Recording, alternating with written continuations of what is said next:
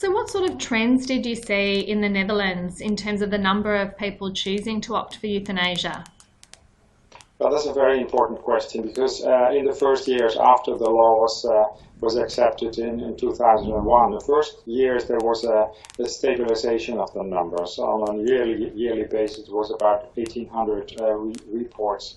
Those numbers remained stable until 2006, and then we concluded actually that the law was a great success. After 2006, the numbers started rising for unknown reasons. They still need to be reviewed why they went up so fast, because we are now up, I think, about 250% in comparison to 2002. What sort of medical conditions do the people who are accessing euthanasia have? The typical medical condition is cancer in a terminal stage. That was in the beginning about 95% of the cases.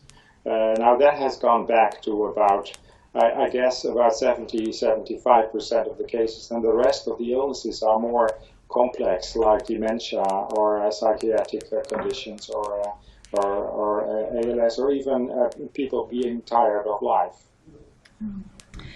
What safeguards are in place to protect vulnerable people from seeking euthanasia? For example, people who are living with depression.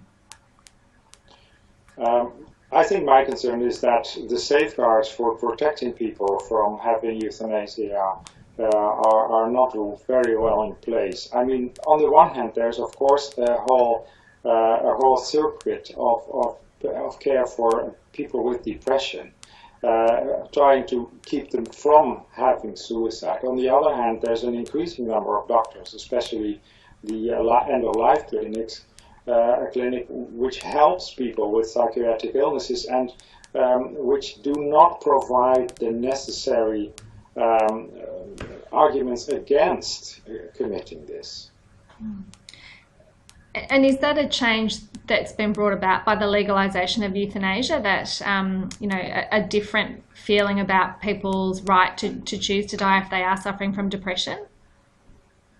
I think definitely the fact that there is a law has now in the long run meant that our resolve to help people coping with their depression, our resolve is now under pressure. You can see that really because most of the documentaries, for example, that we have seen in the Dutch television in the past 10 years, they tend to highlight the suffering of the people and then their right to have euthanasia.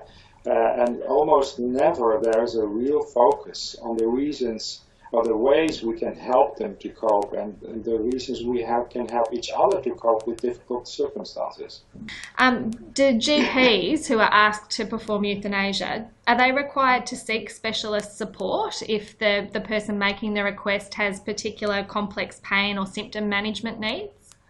I think this is one of the weaknesses of the Dutch system, and that is that in our law we do not have any requirement that the JP has to seek specialized palliative care. So that means that some physicians do know the access to palliative care.